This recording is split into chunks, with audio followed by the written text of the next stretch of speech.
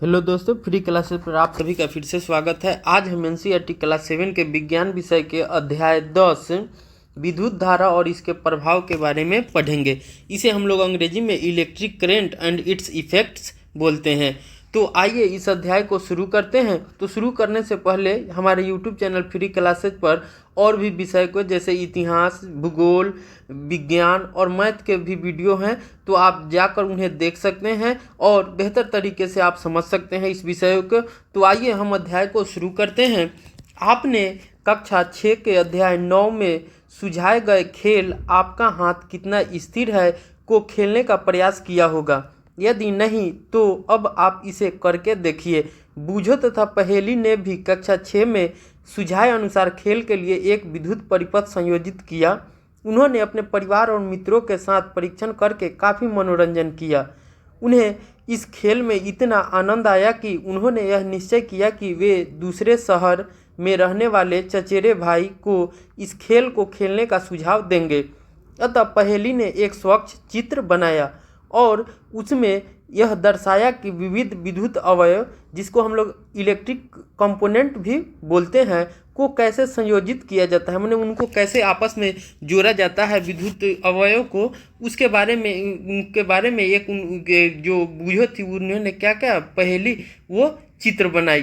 तो जैसा कि चित्र हम 10.1 में देख सकते हैं, पहेली ने क्या किया था, तो 2 कील लिया था और दोनों कील के एक विद्युत सेल से जोड़ दिया था और एक जो ये ब्लेड है, इसे जो आल्पिन भी बोलते हैं, इसे धारा प्रवाहित करके क्या किया था, एक बल्ब को दीप्त किया था और एक की के सहायता से। तो उन्होंने इस अरेंज जो किया था पहेली ने, उसका चित्र बनाकर वो अपने कजन भाई जो था दूसरे शहर में उसके पास भेजा था। क्या आप यह परिपथ आसानी से खींच सकते हैं?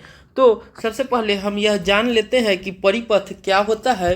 तो विद्युत धारा के सतत और बंद पथ को विद्युत परिपथ कहते हैं।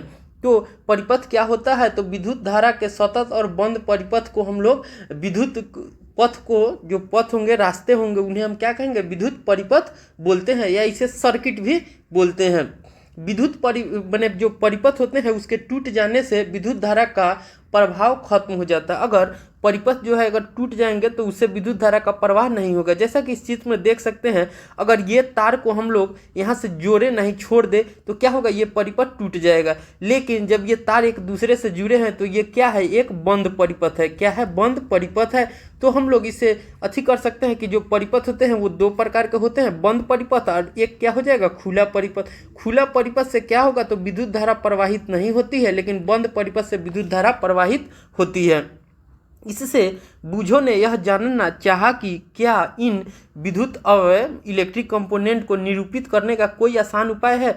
जैसे जो उनके कंपोनेंट होते हैं उनको कोई आसानी से निरूपित किया जा सकता है या संकेत के माध्यम से दर्शाया जा सकता है।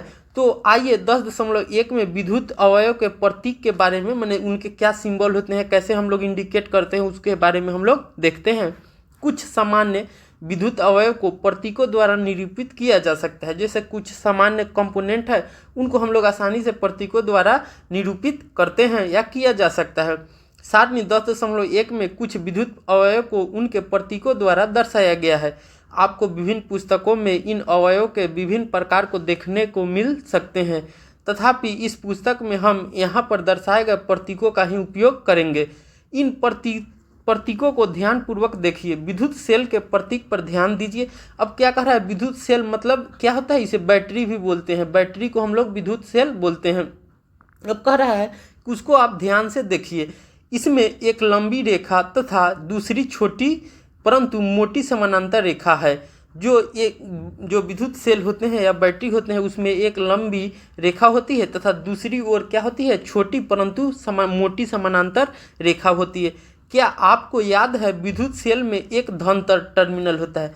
जो हम लोग विद्युत सेल जो होते हैं उसमें क्या होता है, तो एक धन टर्मिनल होता है जिसको हम लोग पॉजिटिव बोले थे, और एक जो होता है कि ऋण टर्मिनल होता है जिसको हम लोग निगेटिव टर्म बोले थे। विद्युत सेल के प्रतीक में लंबी रेखा धन टर्मिनल को, जो विद्युत सेल में लंबी रेखा होती है वो पॉजिटिव को इंडिकेट करती है या धन को इंडिकेट करती है, जबकि छोटी और मोटी रेखा ऋण टर्मिनल को निरूपित करती है। स्विच के लिए ऑन स्थिति तथा ऑफ स्थिति चित्र में दर्शाए गए प्रतीकों के अनुसार निरूपित की जाती है। जो स्विच होते हैं उसको ऑन ऑफ की स्थिति को चित्र में दर्शाए गए प्रतीकों के अनुसार निरूपित किया जाता है। परिपथ के विविध अवयव जो परिपथ में कंपोनेंट यूज होते हैं उनको संयोजित करने के उपयोग होने वाले संयोजक तार जो तार होते हैं रेखाओं द्वारा निरूपित किए जाते हैं। जब हम परिपथ में तार को जोड़ते हैं उसको हम लोग एक रेखा के द्वारा निरूपित करते हैं। सारणी 10.1 में एक बैटरी तथा उसका प्रतीक भी दर्शाया गया है। क्या आप जानते हैं कि बैटरी क्या होती है? बैटरी के प्रतीक को ध्यान से देखिए। क्या अब आप बता सकते हैं कि बैटरी क्या हो सकती है? कुछ क्रियाकलापों के लिए हमें एक से अधिक सेलों की आवश्यकता हो सकती है। कुछ क्रियाकलाप ऐसे भी हैं जहां हमें एक से अधिक बैटरी की आवश्यकता होती है। अतः हम चित्र 10.2 में दर्शाए अनुसार 2 या 2 से अधिक सेलों को एक साथ उपयोग करते हैं। ध्यान दीजिए, एक सेल का धन टर्मिनल दूसरे सेल के ऋण टर्मिनल से जोड़ा जाता है।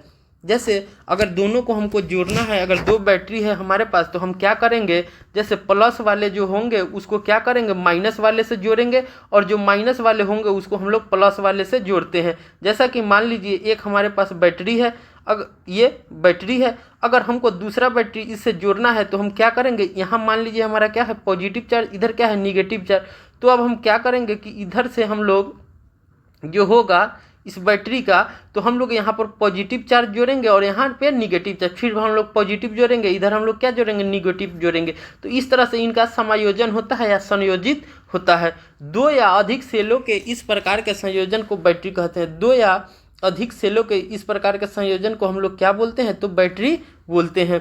जैसा कि सारणी 10.1 में विद्युत परिपथ के कुछ कंपोनेंट है, अवयव है, उनको प्रतीक जो दिया हुआ है, जैसा कि हम देख सकते हैं। जैसे ये हमारा क्या है, विद्युत सेल है, इसे हम लोग अंग्रेजी में बैटरी भी बोलते हैं। तो ये देखिए यहाँ पे इसका धन है टर्मिनल है, यहाँ पे क्या है ऋण टर्मिनल है। तो बैटरी का जो प्रतीक होता है इसको एक लंबी पतली तार से जोड़ा जाता है, और एक जो होती है कि छोटी और समानांतर मोटी जो लाइन होती है उससे द्वारा इंडिकेटिव किया जाता है। ये जो होते हैं ऋण होते हैं, ये जो होते हैं कि धन होते हैं। ये जो है हमारा विद्युत बल्ब है जिसे इलेक्ट्रिक बल्ब भी कहते हैं। तो बल्ब को हम लोग इस प्रतीक के द्वारा इंडिकेट करते हैं। ये जो हमारा साइन है ये क्या है, तो ये हमारा फिलामेंट होता है। क्या होता है, फिलामेंट होता है। यहाँ पर देख सकते हैं स्विच ऑन की स्थिति में, तो स्विच ऑन की स्थिति में क्या होता है, तो जो दोनों वायर रहते हैं वो जुड़े हुए रहते हैं। जैसा कि ये हमको देख सकते हैं, दोनों क्या है, तो वायर जो होते हैं स्विच से जुड़े हुए रहते हैं। इसको हम लोग ऑन की स्थिति बोलते हैं। क्या बोलते हैं, ऑन की स्थिति। जब ऑफ की स्थिति हो तो क्या होगा, ये तार जो होते हैं एक जगह से खुले होते हैं, ये क्या होते हैं, ओपन होते हैं, ओपन होते हैं तार। तो इसको हम लोग क्या कहते हैं, ऑफ की स्थिति। क्या कहते हैं, स्विच ऑफ की स्थिति में है। अब हम ये बैटरी को देखते हैं। अगर मान लीजिए 2 या 2 से अधिक बैटरियों को हम लोग को जोड़ते हैं तो हम इस प्रकार के प्रतीकों द्वारा इंडिकेट करते हैं। एक संयोजित तार होता है, तो संयोजित तार के लिए हम लोग प्रतीक के रूप में एक लाइन खींचते हैं। क्या खींचते हैं, एक लाइन खींचते हैं। टॉर्च, ट्रांजिस्टर, रेडियो, खिलौने, टीवी रिमोट कंट्रोल जैसी कई युक्तियों में बैटरी का उपयोग की जाती है। तथापि इनमें से कुछ युक्तियों में विद्युत सेलों को सदैव ही चित्र 10.2 में दर्शाए अनुसार एक के बाद एक दूसरे को नहीं रखा जा सकता। जैसा कि 10.1 में एक दूसरे को जो होता है कि आपस में संयोजित करके नहीं रखा जा सकता। कभी कभी सेलों को एक के साथ दूसरे से सटाकर रखा जाता है, कि जैसा कि आप चित्र 10.2 में देख सकते हैं। इस प्रकार का हम संयोजन करते हैं या बैटरियों को जोड़ते हैं। प्लस को माइनस को प्लस के साथ, माइनस को प्लस के साथ, या प्लस को माइनस के साथ जोड़ते हैं। तब फिर सेलों के टर्मिनलों को किस प्रकार संयोजित करते हैं, किसी भी युक्ति के बैटरी वाले खाने को ध्यान से देखिए। प्रायः इसमें एक मोटा तार क्या होता है, तो एक मोटा तार अथवा धातु की पत्ती होती है जो एक सेल से धन टर्मिनल को दूसरे सेल के ऋण टर्मिनल से जोड़ती है। जो इनमें एक तार होते हैं वो क्या करती है, तो धन टर्मिनल से दूसरे सेल के ऋण टर्मिनल से जोड़ती है। बैटरी के खानों में सेलों को सही ढंग से रखने के उद्देश्य से आपकी सहायता के लिए प्रायः इन पर प्लस और माइनस चिन्ह अंकित होते हैं। आपने क्रियाकलापों के लिए बैटरी बनाते समय हम सेलों को कैसे संयोजित कर सकते हैं। आप चित्र 10.4 में दर्शाए अनुसार लकड़ी के एक गुटके, लोहे की 2 पत्तियों, तथा रबर के छल्लों का उपयोग करके एक सेल होल्डर बना सकते हैं। क्या हम लोग बना सकते हैं? तो इन लकड़ी का उपयोग करके, लोहे का पत्ती का उपयोग करके या रबर के छल्लों का उपयोग करके हम लोग क्या बना लेते हैं? तो सेल होल्डर बना सकते हैं। रबर के छल्ले धातु की पत्तियों को कसकर जकड़े रहते हैं। जो हमारे रबर के छल्ले होते हैं तो वो क्या करते हैं? धातु के जो पत्तियां होती हैं उन्हें कसकर आपस में जकड़े रहते हैं। जैसा कि हम चित्र 10.4 में देखते हैं, ये हमारा क्या है? तो ये हमारा सेल होल्डर है। 2 या अधिक सेलों की बैटरी अब बनाने के लिए आप सेल होल्डर बाजार से भी खरीद सकते हैं। जो सेल होल्डर होते हैं वो आसानी से बाजार में भी आजकल उपलब्ध होते हैं, तो आप वहाँ से भी खरीद सकते हैं। जैसा कि चित्र में हम लोग देख सकते हैं, ये हमारा क्या है? तो ये हमारा सेल होल्डर है। क्या है? सेल होल्डर है।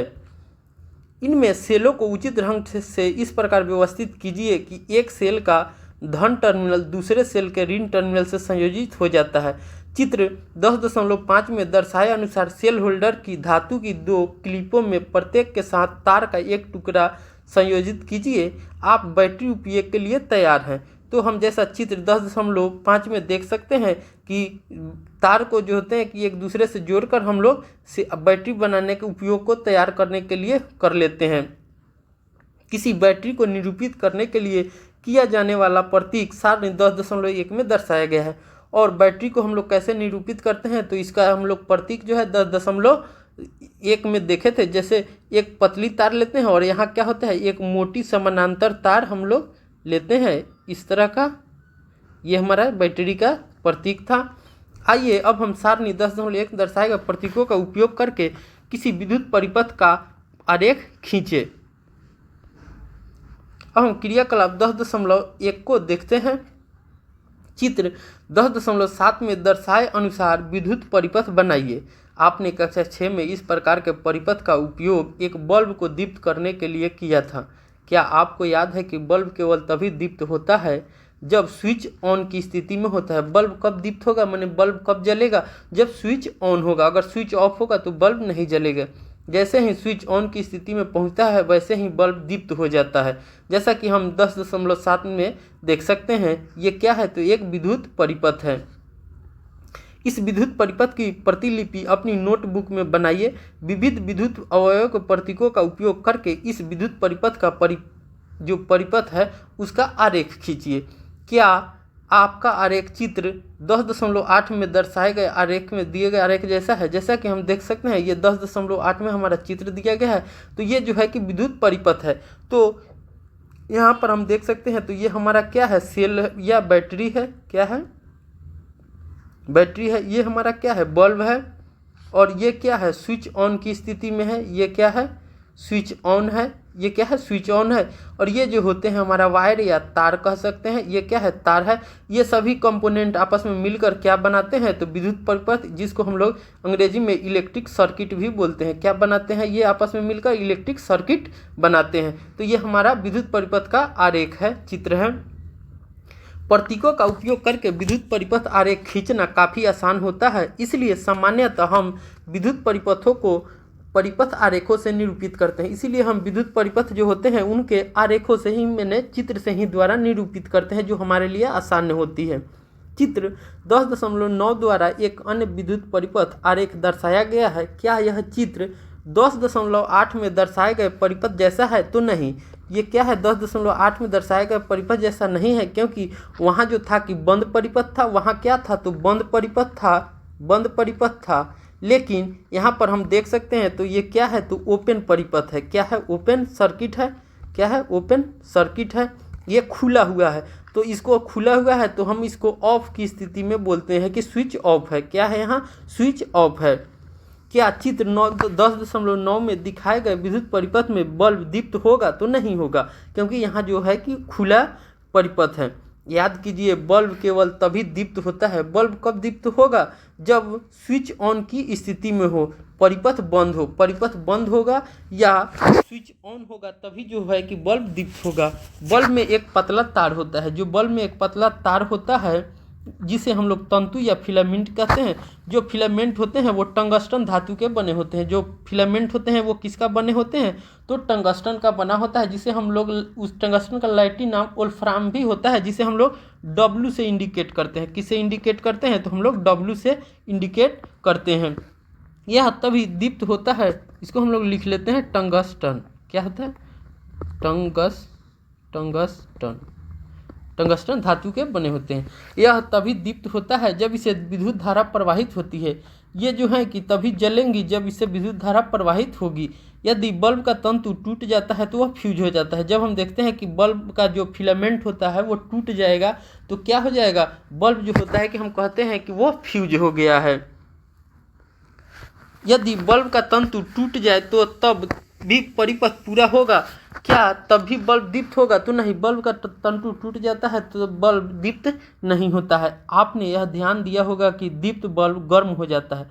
आपने देखा होगा कि क्या होता है, तो जो जलते हुए बल्ब होते हैं वो अधिक गर्म हो जाते हैं। क्या आप जानते हैं ऐसा क्यों होता है, तो ऐसा जो होता है कि विद्युत धारा के तापीय प्रभाव के कारण होता है। किसके कारण होता है, विद्युत धारा के तापीय प्रभाव के कारण होता है। तो आइए 10.2 में हम विद्युत धारा का तापीय प्रभाव के बारे में देखते हैं कि ये क्या होते हैं। तो हम क्रियाकलाप 10.2 को शुरू करते हैं। एक विद्युत सेल, एक टॉर्च, क्या हमको लेना है, एक विद्युत सेल लेना है, एक टॉर्च बल्ब लेना है, एक स्विच लेना है तथा संयोजक तार लेना है जिसे हम लोग आसानी से जोड़ सके। चित्र 10.9 में दर्शाए अनुसार एक विद्युत परिपथ बनाइए। अब क्या करना है कि हमको एक विद्युत परिपथ बना लेना है। यह क्रियाकलाप केवल एक सेल का उपयोग करके किया जाना चाहिए। इस क्रियाकलाप को हम केवल एक बैटरी के द्वारा ही करेंगे, एक विद्युत सेल का उपयोग करके करेंगे। स्विच को ऑफ की स्थिति में रखिए। क्या करना है, तो स्विच जो होगा उसको हम लोग ऑफ करके रखेंगे। क्या बल्ब दीप्त होता है, तो नहीं होगा। जब स्विच ऑफ होगा तो क्या होगा, बल्ब दीप्त नहीं होगा। बल्ब को छू कर देखिए, तो बल्ब को जब हम छुएंगे तो क्या होगा, वो बल्ब जो होगा कि गर्म नहीं होगा, क्योंकि उससे विद्युत धारा का प्रवाह नहीं हो रहा है। अब स्विच को ऑन कीजिए। अब क्या करना है, स्विच को हम लोग ऑन करेंगे और बल्ब को 1 मिनट अथवा कुछ अधिक समय तक दीप्त रहने देंगे। अब क्या करेंगे, उस बल्ब को कम से कम 1 मिनट या उससे अधिक समय तक जलते रहने देंगे। बल्ब को फिर छू कर देखिए। अब क्या आप कोई अंतर अनुभव करते हैं, तो हाँ, हम कुछ अंतर अनुभव करते हैं। जब बल्ब का स्विच ऑफ था तो बल्ब जो था कि वो ठंड नहीं था, नॉर्मल था। लेकिन जैसे ही बल्ब को हम लोग दीप्त करते हैं और एक या उससे अधिक मिनट के लिए छोड़ देते हैं तो बल्ब जो होता है कि अधिक गर्म हो जाता है। स्विच को ऑफ की स्थिति में लाकर कुछ समय पश्चात फिर से बल्ब को छूकर देखिए। अब क्या करना है, फिर से हमको स्विच को ऑफ कर देना है और उसको किस स्थिति में लाएंगे और फिर से हमको बल्ब को छूकर देखना है। अब हम क्रियाकलाप 10.3 को देखते हैं। चित्र 10.10 में दर्शाए अनुसार परिपथ बनाइए। लगभग 10 सेंटीमीटर लंबा नाइक्रोम का तार का एक टुकड़ा लेकर इसे 2 किलो के बीच बांधिए। अब क्या करना है कि 10 सेंटीमीटर का नाइक्रोम का तार लेना है और उसे 2 किलो के बीच में बांध देना है। आपको नाइक्रोम का तार विद्युत साधित्रों की मरम्मत करने वाले किसी दुकान में मिल जाएगी। जो इलेक्ट्रिक शॉप होंगे उसमें हम लोगों को नाइक्रोम की तार मिल जाएंगी, अथवा आप किसी विद्युत हीटर के बेकार तापन अवयव का तार का उपयोग में ला सकते हैं, या जो हमारे घर में खराब हीटर होंगे उसके तार को हम लोग यूज कर सकते हैं। इस तार को स्पर्श कीजिए। अब स्विच को ऑन की स्थिति में लाकर परिपथ में विद्युत धारा प्रवाहित कीजिए। कुछ सेकंड के पश्चात तार को स्पर्श कीजिए। इससे अधिक समय तक पकड़े मत रखिए। इसे अधिक समय तक हम पकड़े नहीं रखेंगे क्योंकि इससे हमारा हाथ भी जल सकता है। परिपथ में विद्युत धारा बंद कीजिए। कुछ मिनटों के पश्चात तार को पुनः स्पर्श कीजिए। अब क्या करना है कि कुछ मिनटों के बाद हम लोग तार को पुनः छुएंगे। जब किसी तार से कोई विद्युत धारा प्रवाहित होती है तो वह तप्त हो जाता है। जब किसी तार से विद्युत धारा प्रवाहित होती है तो वह क्या हो जाता है, तप्त हो जाता है, गर्म हो जाता है। इसे विद्युत धारा का तापीय प्रभाव कहते हैं। जब किसी तार से विद्युत धारा को हम लोग प्रवाहित करते हैं तो वो गर्म हो जाती है। इसे विद्युत धारा का तापीय प्रभाव कहते हैं। क्या आप किसी ऐसे विद्युत साधित्र का नाम बता सकते हैं जिसमें विद्युत धारा के तापीय प्रभाव का उपयोग होता है? तो हाँ, बहुत सारी है। जैसे हम लोग इस्त्री देखते हैं, इलेक्ट्रिक आयरन, इलेक्ट्रिक केटल देखते हैं, हीटर देखते हैं। तो ये सभी क्या है, तो ये सभी जो होता है कि विद्युत के तापीय प्रभाव के कारण होते हैं। आपने कमरों को गर्म करने अथवा खाना पकाने में उपयोग होने वाले विद्युत तापक को हम लोग अंग्रेजी में हीटर बोलते हैं, देखे होंगे। इन सभी तारों की एक कुंडली होती है। तारों की कुंडली को विद्युत तापन अवयव अथवा केवल अवयव एलिमेंट कहते हैं। आपने यह ध्यान दिया होगा कि जब इन साधित्रों को विद्युत मेंस में संयोजित करके स्विच को ऑन की स्थिति में लाते हैं तो इसके अवयव जो होते हैं रक्त तप्त होकर ऊष्मा देने लगते हैं, जो होते हैं कि लाल तरह के गर्म हो जाते हैं। ये लाल रंग के गर्म हो जाएंगे और ये हीट को जनरेट करने लगते हैं। किसका हीट अति करने लगते हैं? हीट को देने लगते हैं, ऊष्मा के रूप में ये अति होने लगते हैं, जिससे हमको गर्मी का एहसास होता है। किसी तार में उत्पन्न ऊष्मा का परिणाम उस तार के पदार्थ, लंबाई अथवा मोटाई पर निर्भर करता है। जो किसी तार के उत्पन्न जो ऊष्मा का परिमाण होता है उस तार के पदार्थ के लंबाई तथा मोटाई पर निर्भर करता है।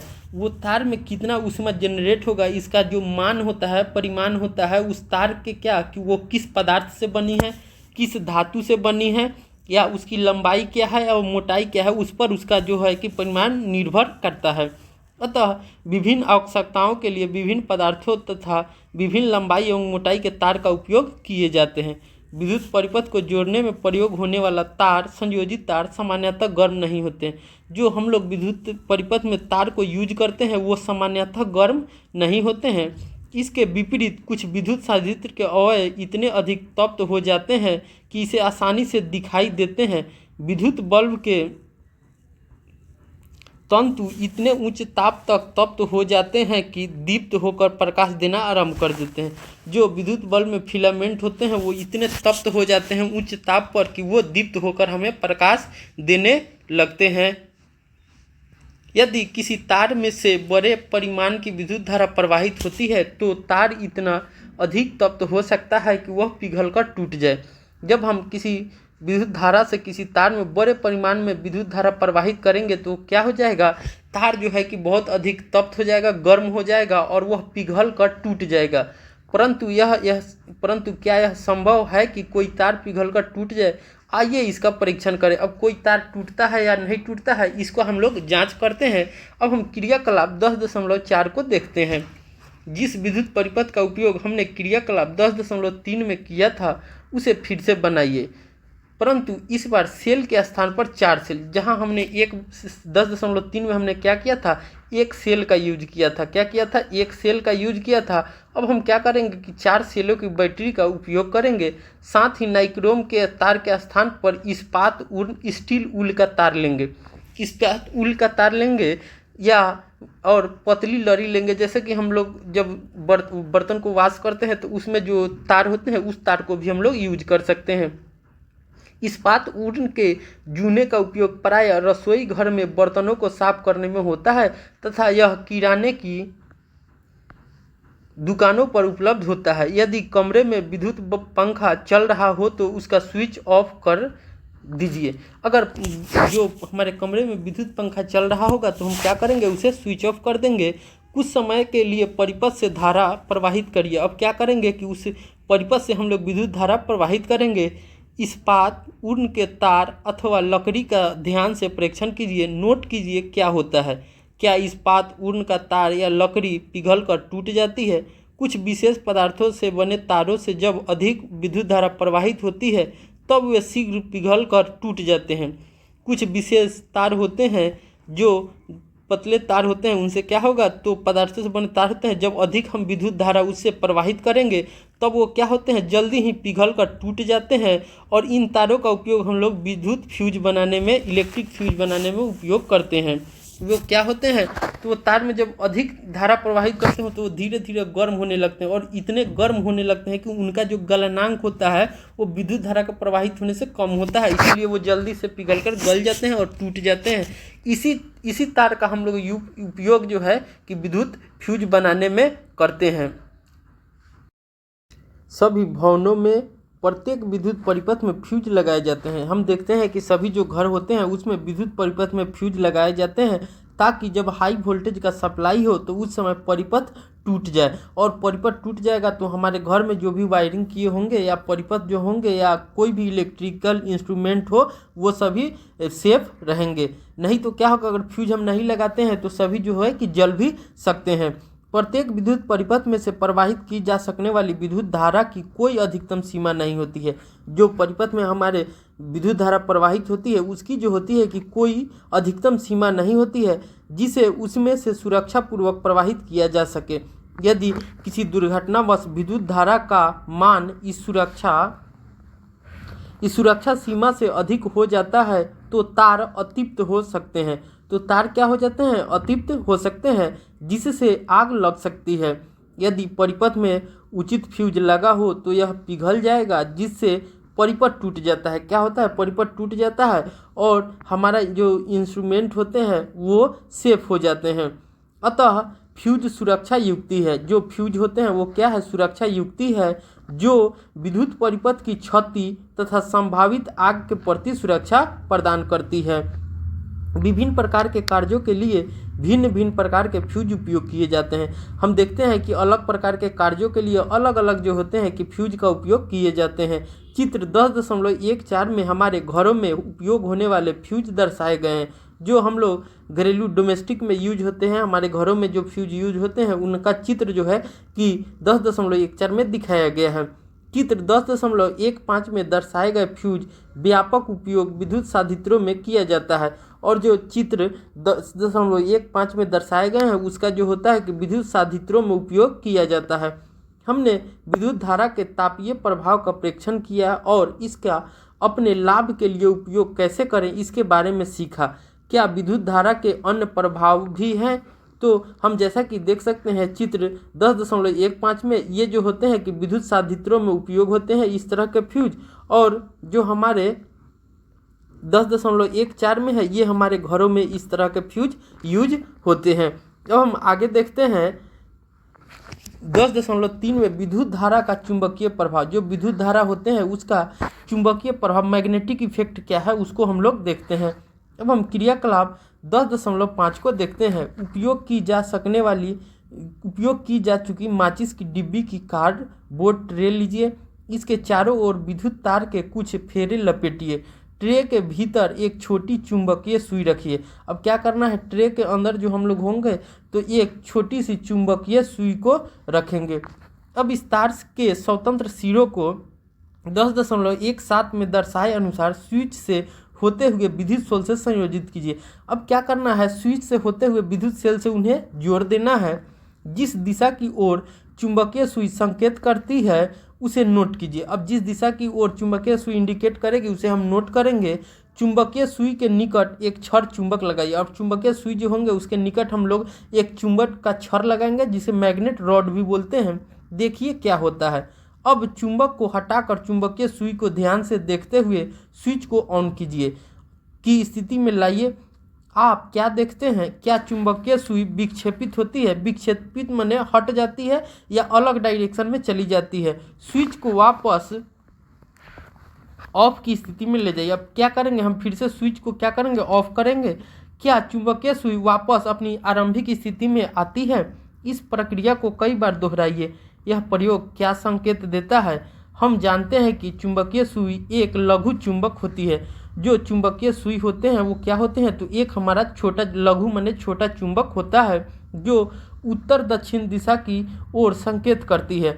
जब हम कोई चुंबक निकट लाते हैं तो सुई विक्षेपित हो जाती है, माने अलग हट जाती है, विकर्षण उनमें होता है। हमने यह भी देखा कि जब चुंबकीय सुई के निकट रखे तार में विद्युत धारा प्रवाहित होती है तब भी सुई विक्षेपित होती है, लेकिन जब हम देखते हैं कि हम विद्युत धारा भी उसमें प्रवाहित करते हैं तब भी वो मैग्नेट की तरह ही बिहेव करती है। क्या आप इन दोनों परीक्षणों में कोई संबंध स्थापित कर सकते हैं? क्या किसी तार में विद्युत धारा प्रवाहित करने पर वह तार चुंबक की भांति व्यवहार करता है? तो हाँ, करता है। जैसा कि हम चित्र 10.17 में देख सकते हैं। ये हमारा क्या है, तो विद्युत परिपथ है। विद्युत परिपथ से हमने क्या किया है, तो एक जो है कि मैग्नेट को हमने मैग्नेट स्टिक, इसको बोलिए मैग्नेट स्टिक, या रॉड को अटैच कर दिए हैं, उस पर 2-3 बार हमने तार को लपेट दिया है। तो ये जो है कि स्विच ऑफ की स्थिति है, स्विच ऑफ की स्थिति है। एक बार हमको इसको ऑन करके इसको देखना है कि क्या ये विक्षेपित होती है या नहीं करना होती है। तो हम देखते हैं कि ये जो मैग्नेट है वो विक्षेपित हो जाती है। तो हम ये देखते हैं या जानते हैं कि जब भी चुंबक में विद्युतीय धारा प्रवाहित की जाती है तो वो विक्षेपित हो जाती है। क्या होती है? विक्षेपित हो जाती है। यही हमारा विद्युत धारा का चुंबकीय प्रभाव कहलाता है। अब हम आगे देखते हैं, ये हमारा चित्र 10.18 में हैंस क्रिश्चियन ऑस्टेड हैं, जिन्होंने इसको विद्युत धारा का चुंबकीय प्रभाव को प्रतिपादित किया था। इस प्रकार के प्रेक्षण ने हैंस क्रिश्चियन ऑस्टेड नामक वैज्ञानिक को भी आश्चर्यचकित किया था। चित्र 10.18 में देख सकते हैं। वे ऐसे पहले व्यक्ति थे जिन्होंने यह देखा कि जब भी किसी तार से विद्युत धारा प्रवाहित होती है तब उसके पास रखी चुंबकीय सुई विक्षेप होता है। क्या होता है? उन्होंने ही सबसे पहले हमको बताया था कि जब भी किसी तार से विद्युत धारा प्रवाहित होती है तो उसके पास रखी चुंबकीय सुई क्या होगी? विक्षेपित होती है, विक्षेप होता है। अतः जब किसी तार से विद्युत धारा प्रवाहित होती है तो वह चुंबक की भांति व्यवहार करता है, और जब वो किसी तार से विद्युत धारा प्रवाहित होती है तो वो चुंबक की भांति कार्य करने लगता है। यही हमारा विद्युत धारा का चुंबकीय प्रभाव कहलाता है। यही हमारा क्या कहलाता है? तो विद्युत धारा का चुंबकीय प्रभाव कहलाता है। वास्तव में विद्युत धारा का उपयोग चुंबकों के निर्माण में भी किया जाता है। वास्तव में हम देखते हैं कि विद्युत धारा का प्रयोग चुंबकों के निर्माण में भी किया जाता है, जिसको हम लोग आर्टिफिशियल मैग्नेट भी बनाते हैं, जो हम लोग नर्म लोहे को इलेक्ट्रिक सप्लाई करके उसे चुंबक बनाते हैं। क्या आपको यह आश्चर्य नहीं लगता? आइए इसे करके देखते हैं। अब हम आगे देखते हैं विद्युत 10.4 में विद्युत चुंबक, इलेक्ट्रिक मैग्नेट इसको बोलते हैं। अब हम क्रियाकलाप 10.6 को देखते हैं।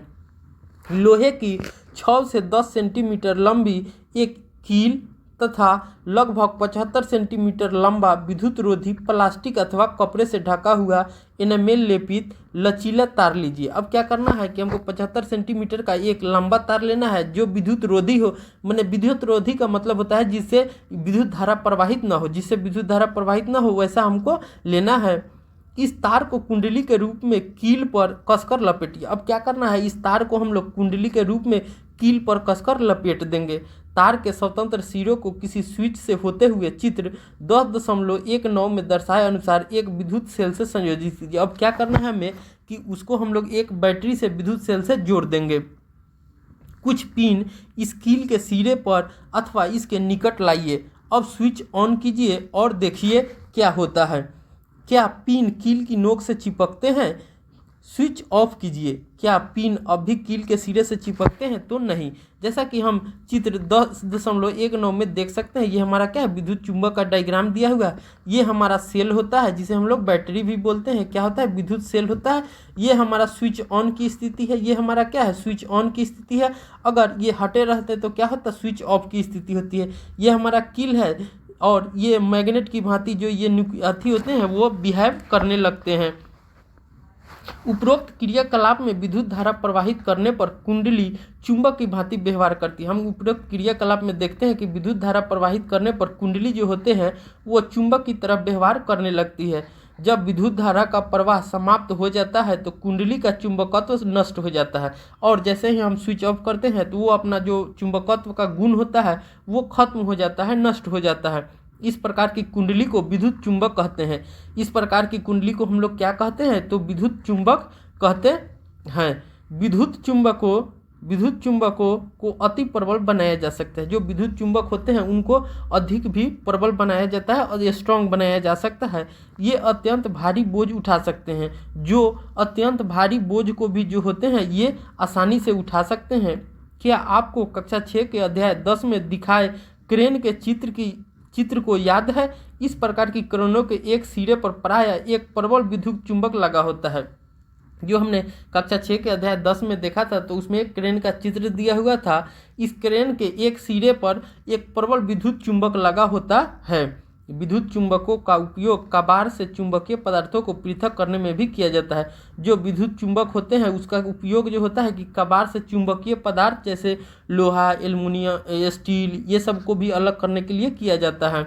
डॉक्टर दुर्घटनावश आंख में गिरे चुंबकीय पदार्थ के छोटे टुकड़े को बाहर निकालने के लिए नन्हे विद्युत चुंबकों का उपयोग करते हैं। बहुत से खिलौनों के भीतर भी विद्युत चुंबक लगे होते हैं और बहुत सारे खिलौने भी होते हैं जिनमें विद्युत चुंबक का उपयोग होता है। अब हम 10.5 में विद्युत घंटी देखते हैं, इलेक्ट्रिकल बेल देखते हैं कि इलेक्ट्रिकल बेल किस तरह से होते हैं। हम सभी विद्युत घंटी से भली भांति परिचित है। इसमें एक विद्युत चुंबक होता है। जो विद्युत बेल होते हैं उसमें घंटी होती है, उसमें क्या होते हैं तो एक छोटा सा इसमें एक विद्युत चुंबक होता है। आइए देखते हैं विद्युत घंटी कैसे कार्य करती है। अब हम 10.20 को देखते हैं। एक विद्युत घंटी का विद्युत परिपथ दर्शाया गया है। इसमें लोहे के टुकड़े पर तांबे के तार की कुंडली लपटे हुई। इसमें क्या होता है तो लोहे के टुकड़े पर एक तांबे की तार की कुंडली लिपटी होती है। विद्युत चुंबक के निकट लोहे की एक पत्ती लगी होती है। अब विद्युत जो चुंबक होते हैं उसके निकट में लोहे की एक पत्ती लगी होती है जिसके एक सिरे से हथौड़ा जुड़ा होता है। एक सिरे से क्या होता है तो हथौड़ा जुड़ा रहता है। लोहे की पत्ती के समीप एक संपर्क पेंच होता है। जब लोहे की पत्ती इस पेंच के संपर्क में आती है तो विद्युत परिपथ पूरा हो जाता है। तो क्या होता है कि लोहे का जो पत्ती होती है इस पेंच के संपर्क में आएगी तो क्या हो जाएगा, वो विद्युत परिपथ पूरा हो जाएगा, माने बंद परिपथ हो जाता है तथा कुंडली से विद्युत धारा प्रवाहित होती है। और क्या होते हैं तो कुंडली से जो है कि विद्युत धारा प्रवाहित होने लगेगा जिससे वह विद्युत चुंबक बन जाती है। तब यह लोहे की पत्ती को अपनी ओर खींचती है। इस प्रक्रिया में पत्ती के सिरे से जुड़ा हथौड़ा घंटी से टकराता है और ध्वनि उत्पन्न करता है। इस तरह से क्या होता है कि इस प्रक्रिया में पत्ती के सिरे से जुड़ा जो हथौड़ा रहता है वो टकराता है घंटी से और ध्वनि जो होता है कि उत्पन्न होता है। जैसा हम देख सकते हैं चित्र 10.20 में ये हमारा क्या होता है तो इस पे जो होते हैं तो तार लपेटे हुए रहते हैं कॉपर के, और ये जो लपेटे होते हैं तो इनसे क्या होता है कि जो लोहे की पत्ती होती है एक पेंच से जुड़ा होता है। ये पेंच से जुड़ा होता है। ये जो बेल जो रहती है वो इससे जब अटैच होता है तो क्या होता है कि विद्युत परिपथ पूरा हो जाता है और ये अपनी ओर खींचती है। अब पत्ती के सिरे से जो ये हथौड़ा जुड़ा रहता है वो क्या होता है तो ये जो होता है कि घंटी से टकराता है। ये क्या होगा, घंटी से टकराएगा और घंटी से टकराता है हथौड़ा तो हमें ध्वनि की आवाज़ सुनाई देती है। यही हमारा इलेक्ट्रिक घंटी होता है। परंतु जब विद्युत चुंबक लोहे की पत्ती को अपनी ओर खींचता है तो यह परिपथ को भी तोड़ देता है। लेकिन जब ये विद्युत चुंबक लोहे की जो पत्ती होती है उसको अपनी ओर खींचता है तो क्या होगा, परिपथ जो होगा वो टूट जाएगा। इससे कुंडली से विद्युत धारा का प्रवाह समाप्त हो जाता है। क्या कुंडली अब भी विद्युत चुंबक बनी रहती है तो नहीं, अब कुंडली विद्युत चुंबक नहीं होती है। तो क्या होता है, कुंडली जो होती है कि वो विद्युत चुंबक नहीं होती है। यह लोहे की पत्ती को भी अपनी ओर नहीं खींचता है और ये लोहे की पत्ती को अपनी ओर नहीं खींचता है। लोहे की पत्ती अपनी मूल स्थिति में आकर पुनः संपर्क पेच से स्पर्श करती है और फिर क्या होता है कि ये जो पुनः जो अपनी मूल स्थिति में आ जाती है और पुनः संपर्क पेच से स्पर्श कर लेती है। इससे परिपथ फिर से पूरा हो जाता है और कुंडली से पुनः विद्युत धारा प्रवाहित होने लगती है तथा हथौड़ा पुनः घंटी से टक्कर मारता है और ये हमें ध्वनि सुनाई देती है। यह प्रक्रिया अति शीघ्रता से दोहराई जाती है और ये जो क्रिया होती है कि अति शीघ्रता से माने जल्दी जल्दी होते रहते हैं। हर बार परिपथ पूरा होने पर हथौड़ा घंटी से टकराता है और इस प्रकार विद्युत घंटी बजती है और इसी प्रकार से क्या होता है तो विद्युत घंटी हमारी बजती है। अब हम देखते हैं कि इस अध्याय में हमने क्या क्या सीखा है। तो हमने देखा था कि जो विद्युत अवयव होते हैं उनके प्रतीकों द्वारा निरूपित करना सुविधाजनक है। जो इलेक्ट्रिक कंपोनेंट होते हैं उनको आसानी से हम प्रतीकों द्वारा माने सिंबल से इंडिकेट कर सकते हैं। जैसा कि हमने देखा था कि जो बैटरी होते हैं उसको हम लोग इस प्रकार जो होते हैं कि इस प्रकार से इंडिकेट करते हैं। एक ये हमारा प्लस का साइन होता है, ये माइनस का साइन होता है। तो ये हमारा बैटरी का देखे थे। हमने देखा था कि वायर को हम लोग सीधी रेखा से डिनोट करते हैं। उसके बाद हमने देखा था कि जो फ्यूज हैं होते हैं उसको हम लोग इस तरह से इंडिकेट किए थे। जो स्विच ऑन का है ये है, स्विच ऑफ का हमने देखा था कि एक साइड से ये घुंडी रहती है लेकिन दूसरी साइड से ये जुड़ी नहीं रहती है, तो ये स्विच ऑफ की स्थिति होती है। तो हमने देखा था कि जो बल्ब की स्थिति होती है तो इस प्रकार से रहती है। तो हमने सिंबल द्वारा आसानी से इसकी जांच कर सकते हैं और सुविधाजनक होता है इन्हें इंडिकेट करना। इनका उपयोग करके किसी विद्युत परिपथ को परिपथ आरेख द्वारा निरूपित किया जाता है और इन सिंबलों को प्रतीकों को आसानी से यूज करके हम लोग विद्युत परिपथ का आरेख खींच सकते हैं। जब किसी तार से कोई विद्युत धारा प्रवाहित होती है तो वह तार तप्त हो जाता है, गर्म हो जाता है। यह विद्युत धारा का तापीय प्रभाव कहलाता है। जब किसी तार से विद्युत धारा प्रवाहित होगी तो वह तार तप्त हो जाता है, गर्म हो जाता है। यही जो होता है कि विद्युत धारा का तापीय प्रभाव कहलाता है। इस प्रभाव के बहुत से अनुप्रयोग हैं, जैसे कि हमने देखा था कि हम लोगों के घरों में जो हीटर होते हैं, इलेक्ट्रिक आयरन होते हैं, क्या होते हैं, इलेक्ट्रिक आयरन होते हैं या इलेक्ट्रिक केटल होते हैं, इलेक्ट्रिक केटल होते हैं। ये सभी जो होता है कि हमारे विद्युत धारा के तापीय प्रभाव के कारण ही काम करते हैं। क्या करते हैं? काम करते हैं। तो ये हमारे अनुप्रयोग थे। आगे हमने देखा था कि कुछ विशेष पदार्थों के बने तारों में से उच्च विद्युत धारा प्रवाहित की जाती है।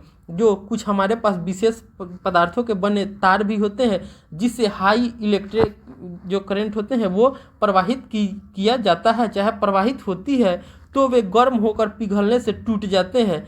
इन पदार्थों का उपयोग हम लोग विद्युत फ्यूज में, इलेक्ट्रिकल फ्यूज के निर्माण में किया जाता है, जो विद्युत परिपथ को क्षति या आग लगने से बचाता है। जो विद्युत फ्यूज होते हैं तो वो क्या करते हैं, विद्युत परिपथ को तोड़ देते हैं और हमारे घरों में जो सामान होते हैं इलेक्ट्रिक सामान, वो सभी को क्षति होने और आग लगने से बचाते हैं।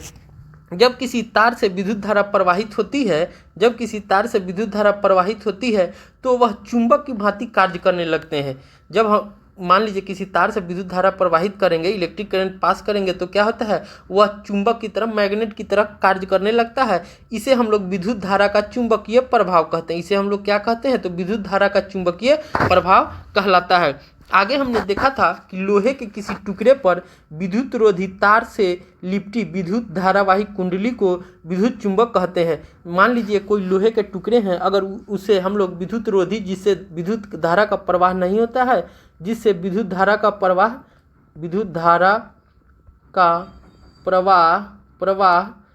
नहीं होता